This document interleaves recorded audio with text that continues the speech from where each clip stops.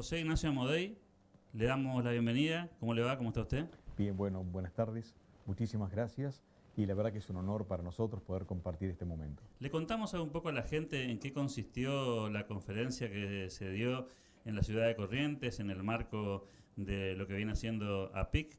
¿Cuál fue un poco el contenido de lo que compartió con la gente? ¿Cómo no? ¿Cómo no? Básicamente lo que nosotros tratamos de compartir durante esta jornada son las tendencias de lo que nosotros estamos viendo a nivel país, de lo que sucede en las grandes cadenas de distribución, supermercados, hipermercados, negocios de cercanía, autoservicios, negocios tradicionales. Y en este contexto lo que estamos midiendo son 143 categorías de producto que están relacionadas con almacén seco envasado, todo lo que es heladera, que es básicamente lácteos, salchichas, freezer. Luego tenés bebidas con alcohol, bebidas sin alcohol, cosmética, tocador y limpieza. Por lo tanto, no incluye lo que sería perecedero, básicamente, pero luego sí está relacionado con lo que es el consumo, o mejor dicho, la demanda en el hogar. Cuando nosotros hacemos referencia a este tipo de categorías de producto, vamos a ver que prácticamente es el eslabón final, ¿no es cierto?, en el cual se detiene desde la perspectiva de un consumidor. Entonces, lo que nosotros estamos viendo justamente en este primer trimestre del año es que es un trimestre que es negativo con respecto al mismo del año anterior, pero tiene la peculiaridad de que los 3 meses que lo componen, enero, febrero y marzo, se ubican por debajo de cada uno de los diferentes meses del año anterior. Este año 2014 arranca con un signo negativo, bien, lo que hace pensar que va a haber muchas dificultades durante todo el año como para poder revertir esta tendencia y que esto se transforme en un signo positivo. ¿El diagnóstico por dónde pasa de estas tendencias negativas? ¿Cuál es la interpretación, la visión que tienen ustedes de por qué se está dando esta tendencia a la baja? ¿Cómo no? Mira, básicamente hay diferentes factores. Consumo masivo se explica a través de 3 variables. Una es confianza, bien, e indicadores que no son nuestros, pero sí son reconocidos, como la UCA, la Universidad Torcuato Di Tella, muestran niveles que han descendido violentamente con respecto a sus similares de un año atrás. El otro tema está vinculado con el salario real que tenés, el poder adquisitivo que tenés. Y el poder adquisitivo, hay que reconocerlo, que cayó mucho desde lo que es la última parte del año.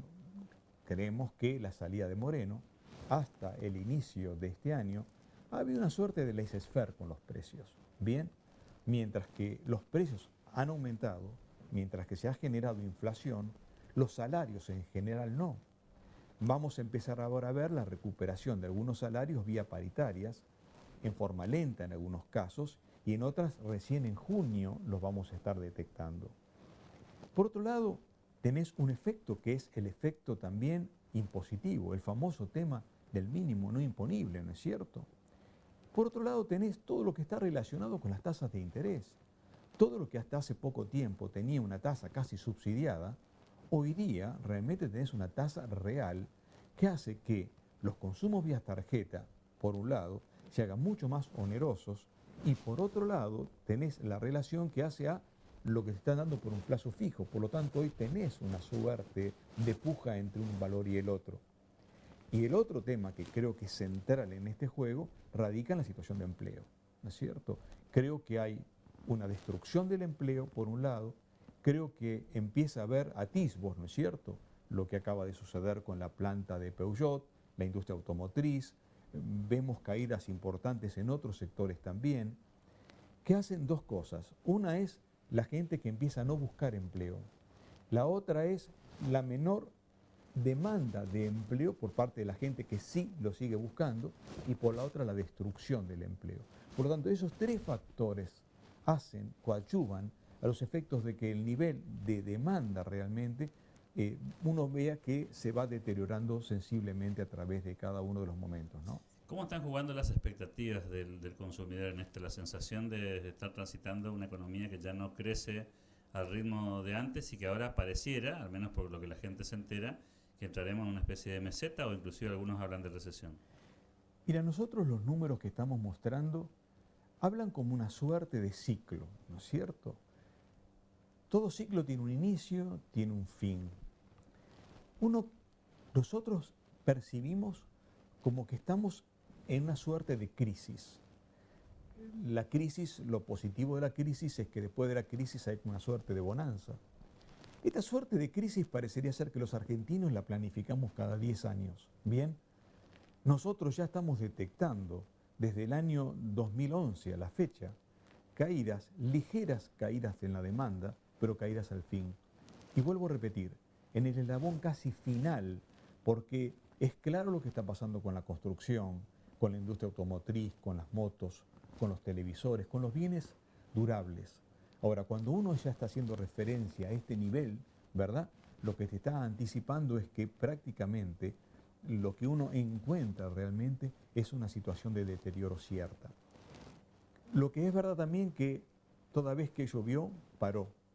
El tema está, ¿cuánto tiempo va a estar lloviendo? Parecería ser que durante todo este año, nosotros, para que tengas una idea, estamos haciendo una proyección de una tasa de crecimiento optimista de 0 al 1%, con un PBI que va a estar, de acuerdo a los indicadores, entre -1 a 1%. Por lo tanto, es un año que uno lo ve relativamente amesetado, bien, con ciertos vaivenes que están relacionados con la recuperación del poder transitorio del salario real. En el ámbito de Buenos Aires, por ejemplo, tenés otro dato que no es menor, que es todo el tema de la eliminación de los subsidios, que eso impacta en el bolsillo, ¿no es cierto? Entonces, economía del punto de vista de consumo está muy relacionada con, reiteramos, lo que hace referencia a expectativas, confianza, esta es una crisis de confianza también, situación de empleo, precariedad del empleo y bolsillo. Lo que nosotros también estamos viendo es que cómo la gente, de alguna manera, cómo el consumidor trata de defender su bolsillo. Y ahí encontramos como 3 grandes estrategias. Una estrategia está vinculada con ir a los negocios de proximidad, de cercanía. ¿Por qué? Porque el negocio de proximidad, de cercanía, genera varias cosas. Primero, una sensación de precio que parece más económico. ¿Por qué? Porque el gasto total es inferior. La otra, no te permite tentar, compras realmente lo que requerís. Entonces hace una suerte de economía del hogar. En el ámbito de Buenos Aires está la expresión de las cadenas como Día, como Carrefour Express, que han entendido muy bien esto, han lanzado muchos puntos de venta y compiten contra el autoservicio del asiático, por ejemplo. Por otro lado, encontramos el desarrollo del mayorista que está tomando el consumidor final, o mejor dicho, que el consumidor final o el cliente final se agrupa, varias familias se agrupan, compran y establece una diferencia, que es la diferencia que tendrías con el negocio tradicional. Y por el otro lado, lo que uno también percibe en este juego es que para las grandes superficies el atractivo está en la promoción. Nosotros habíamos hecho un estudio hace el año pasado donde tenías casi que, sin distinción de nivel socioeconómico, entre el 75 al 80% compraba cuando hay una promoción.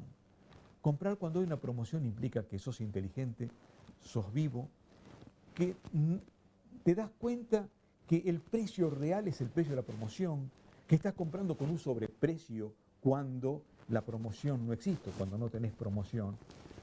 Y algo que yo marcaría como una cuarta instancia que empezamos a ver es el desarrollo de muchos negocios que están vinculados con verdulerías, carnicerías, ¿no es cierto?, que de alguna manera también le quitan tráfico a las grandes superficies. Entonces, como estrategias, lo que vamos viendo como para defender su poder adquisitivo es este tipo de situaciones, ¿no? Si nos paramos en el lugar del comerciante, que seguramente también es víctima del escenario en materia de expectativas, pasó de aquella euforia de abrir locales y generar más puestos de trabajo y avanzar sobre su negocio, a esta situación en la que está escuchando que tal vez haya que parar la pelota y en algunos casos inclusive achicarse. ¿Cuál es un poco la mirada que tiene sobre esta visión que tienen los empresarios del comercio? Gracias. Creo que hay un tema en todo esto que es el incremento de costos. Cuando uno lee el incremento del combustible, por ejemplo, cuando vos sabés que todavía las paritarias de los camioneros no se cerraron, eso es transporte, eso es logística, y es muy difícil que en algún lado no te afecte. Por lo tanto, lo que uno cree es que los niveles de rentabilidad se van a reducir. ¿Por qué? Porque básicamente va a ser muy difícil pasar a precio los costos incrementales que tú tienes, por un lado. La sensación que uno tiene es que este es un momento como para mirar, como para ser expectante. Hay situaciones que pueden ser positivas, por ejemplo, si la situación te lo permite, tener stock. Primero, por la potencial ganancia con respecto a la inflación. Segundo, porque vas a dar un buen servicio a tu cliente. Si estás en servicios, mirar muy bien a los clientes claves. En general, un 20-30% de tus clientes te hacen un volumen significativo de tus ventas. Cuidarlos, fidelizarlos. Uno cree que desde la perspectiva del comerciante también, la otra alternativa es la de, vuelvo a repetir, esperar hasta que esto aclare. Hay algún sesgo acá que es lo que uno no puede, no tenemos claro, ¿no es cierto?, cuáles son las nuevas medidas, cuál es el horizonte o la claridad que puede llegar a tener de acuerdo al futuro, ¿no es cierto? Muchísimas gracias, José Ignacio Amadi. No, al contrario, para mí es un honor y muchísimas gracias por esta posibilidad.